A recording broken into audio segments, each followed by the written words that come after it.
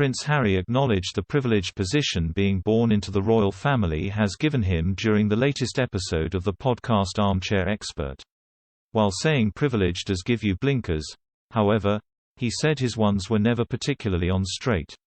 The Duke of Sussex discussed with hosts Dax Shepard and Monica Padman compassionate acts and how helping others have made him feel better, even when he was struggling.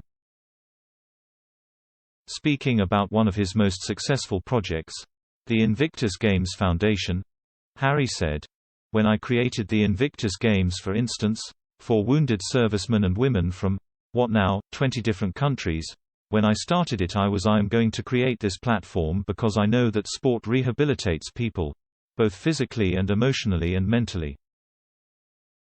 But once I started doing it, once I started seeing the progress and impact, suddenly I was like, wow, healing other people heals me.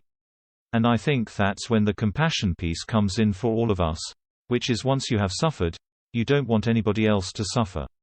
Mr. Shepard said. "And it's an estimable act. It's something you can be proud of." After speaking about how helping others can be a selfish, but positive, act, as it makes people feel better, Prince Harry added, "I think some people think that you can only really have that element of compassion for friends or for people that you see on a day-to-day basis, but in reality service is universal. Wherever you go, you are going to find something you can connect with somebody else." Agreeing, Mr. Shepard said, "You were born in a palace, you are a prince, something could have been of service to you, it doesn't have to be someone who's got a cup in their hand asking for change. Everyone needs a hand. Everyone needs an ear."